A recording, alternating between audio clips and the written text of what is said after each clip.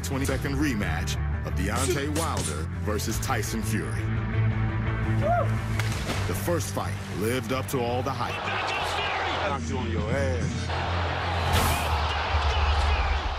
And with both fighters preparing and working toward that date, the second bout will follow suit. Deontay Wilder, I want you next, Bob! On that night, a colossal collision will happen at the MGM Grand in Las Vegas. And one of these two men will walk away as the best heavyweight on the planet.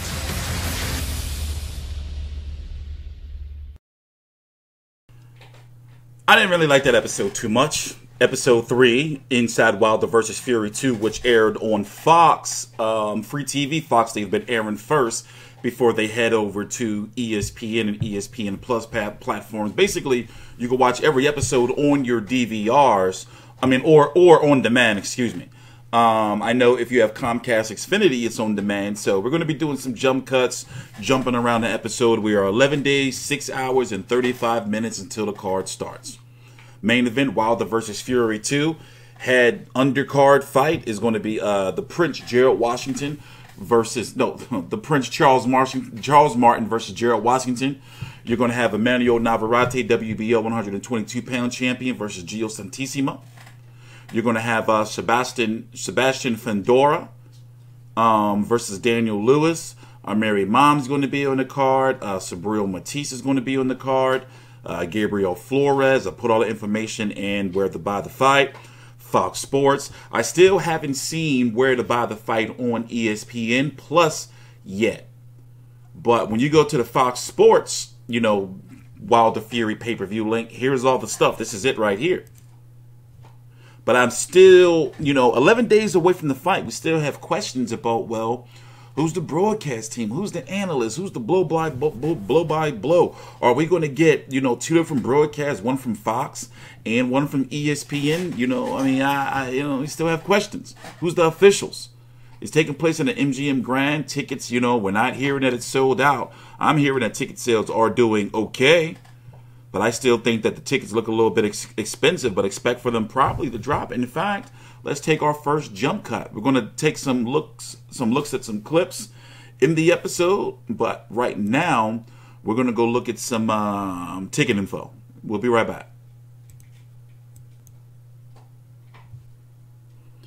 All right, here we are. By the way, that Super Bowl spot, man. With them commercials, and some asshole was like, it's Fox, they didn't pay for that. Hey, that money comes from somewhere, asshole. But anyway, the point I'm trying to make is it lacked creativity. It just was something they just put together. It's like, I didn't feel, like tension or, I don't know. It just was, I don't know. I ain't like it. Basically, I'm checking to see if ticket sales have, ticket prices have gone down before we look at the next clip. Also, I got to be honest with you. Look, the highest ticket in the house is $6,800. Also, I got to be honest with you, man. I've said it before. I really do. Okay, this is Ring. Now, understand, a lot of these tickets are comps. They go to fighters, managers, promoters, celebrities, executives, and shit like that. So a lot of these tickets are given out for free. But you got a 3,500 joint right there. You think this is too much? And the worst seat in the house, according to the official ticket seller, AAXS. Let's see. Let's get this. Let's see this ticket and it's no bad seat from what I've heard in the MGM Grand, but overall, it's still the last seat in the house, $750. And it's a single seat, like you with your girl. Obviously these ticket prices are going to drop probably sometime this week, and next week, and then shoot back up, and then get snatched offline at the last minute. I don't know about those prices, man. I don't know. Nonetheless, I do feel that the fight is going to be successful to an extent. More successful than I actually predicted or thought it would be. Like, for example, I'm thinking that this fight has the potential to do better than Pacquiao versus Thurman, which is right now the #1 PBC on Fox pay-per-view at about 450 to 500 or so, or at the high end. No official numbers, never been released. But it's the most successful PBC on Fox pay-per-view, right? With Mikey Garcia, Errol Spence and Mikey Garcia like a close second or something like that. But can this do better? I mean, this has the most promotion of any PBC or any pay-per-view event that I've seen in recent memory. Like with all this media stuff the fighters have been doing in just such this short period of time. You know, I mean, they've been everywhere, especially Deontay Wilder. You know, they talked about it in the episode. But anyway, we've already been running our mouth. Let's get to the next clip. I'm going to rate the episode a 6 out of 10. We're just not getting anything in the new, and I don't know. You know, I want to see something a little bit more creative, I guess. We'll be right back. Jump cut. Going right now. He's getting ready for one of the biggest fights in history. The way he's training and the way he's performing, it's going to be an exciting night. Control it, control it, control it. That's it. What I'm bringing to the camp is knockouts. I'm from the Crunk Gym. Legendary Emanuel started that program. One of the traditions of Crunk is knockouts. That's what Tyson Fury wants. He wants to knock Deontay Wilder out. He wants to be the one judge in the fight. 5 pull-ups. 5 and then 5 and 5. I have to make sure I compliment the boxing coach, not the other way around. So the boxing coach obviously takes lead. The majority of the sessions are in the boxing gym, and I have to adapt what I'm doing around what he does. But we talk all the time. I know beforehand if he's going to change sessions, if I need to change what I'm doing. So yeah, we work really well together. In the workouts, I'm seeing Tyson being very competitive, his usual self, always full of energy, pushing himself. He's actually looking for that pain, something he said. Deontay Wilder doesn't have the best defense. Tyson Fury is a very accurate puncher for a heavyweight.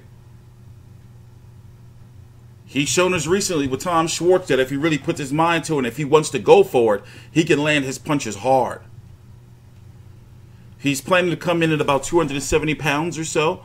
I remember covering him fighting a fighter by the name of Joey Abel. He weighed in at about 274 pounds or so. He looked like shit in regards to physically, but he still went out there and stopped him. Now, I'm not saying that these guys are Deontay Wilder. The point I'm trying to say is this, is that Tyson Fury, no matter what size he is, he's shown us that he can still compete at a high level, and he does not gas out. Just like an Andy Ruiz at his high weight. He don't be, you know, tired or nothing in there. Tyson Fury with those long arms. Also, what happens if he takes it on the inside with Deontay Wilder? Takes away Deontay Wilder's reach. We don't know how much impact Deontay Wilder's power has on the inside outside of, you know, that uppercut against Luis Ortiz. Yeah, that was some shit right there.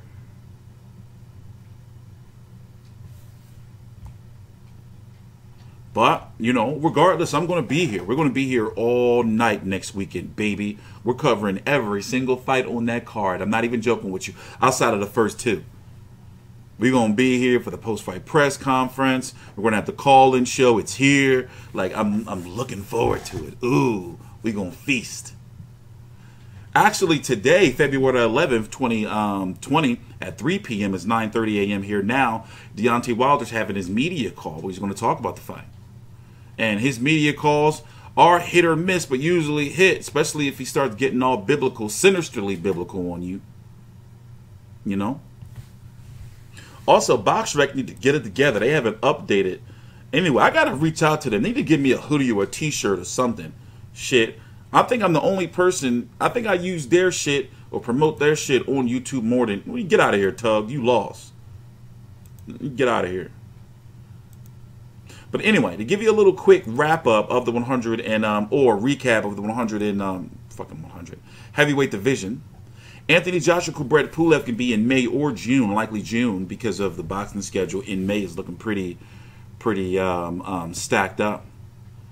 Deontay Wilder, Tyson Fury, of course, February 22nd, PBC on Fox and ESPN Plus. In fact, while we're here, I'm sorry to be jumping all over the place. Let's go to ESPN Plus to see if there's any Wilder Fury 2 new content. I've been really, really disappointed. Like, say, for example, if you're an ESPN Plus guy and you're like, I don't want to watch PBC, ESPN Plus. I'm already signed in. At least I hope they don't make me have to sign in again. What if you say I only want to watch ESPN Plus stuff? Where's the stuff? I don't go over to Fox. This is all the shit they have available. Like, it's no, like, where is that? Where is the sit down content? Where is like the content of Deontay Wilder and Tyson Fury sitting down at a table? Where's that little clip where he's with like both of the fighters are with Heidi Andal of Fox? Where's that shit? Look, this is your ESPN Plus content. Anything that has the plus. There's nothing here. Like, oh shit. Nothing here. Where was we at? But anyway, what was I doing? Oh. Alexander Usyk is injured again, further pushing off the Derek Chisora fight. I hope that doesn't become a pattern for him. I forgot who Oscar Rivas was in talks to fight. Andy Ruiz, we don't know what he's doing yet, but knowing he's going to go over to PBC and probably fight somebody, the winner of Charles Martin and fucking Gerald Washington, knowing him or knowing how PBC worked. Adam Kownacki fighting Robert Helenius March the 7th. Daniel Dubois facing Joe Joyce April, what's that, the 22nd? I forgot the exact date.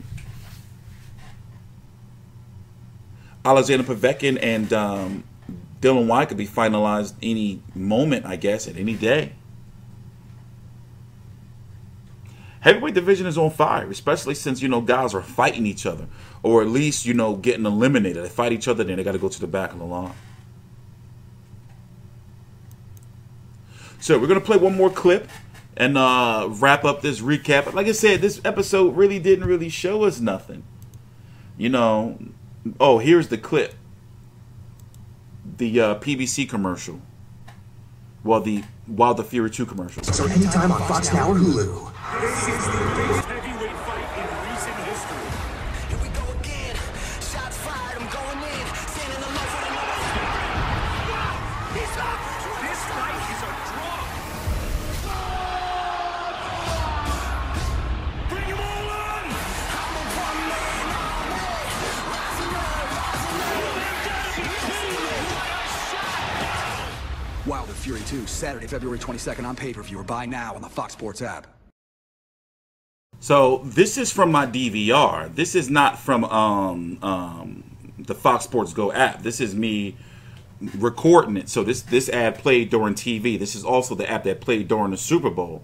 Right now, I'm wondering, for example, when you go to ESPN, and if this ad plays on ESPN, do you see, basically, what the hell I'm saying is you seeing more promotion coming from the Fox side than the ESPN side.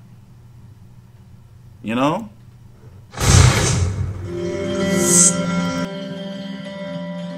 The body is not meant to get hit. His body get beat up every day. But how do it heal? The best thing that we can do is make sure that he's... I don't know if y'all was able to hear me, but I was saying is, it looks like the most promotion is coming from the PBC side and not on the ESPN side. And maybe that's a part of the deal, I guess, after all. You know, I mean, the stuff is everywhere. At least it seems to me. But at the same time, I work in the business. How is this reaching the casual fan? Like, how are the casual fans feeling about this fight? You know, they were predicting, you know, I'm going to hold them to it. Bob Arum, you said it. 2 million pay-per-view buys. You said it. If this pay-per-view does 700,000, I'd be like, oh, shit, that's crazy. I'd be like, that's a huge success to me. When was the last time a pay-per-view did that outside of Canelo? Floyd? You know?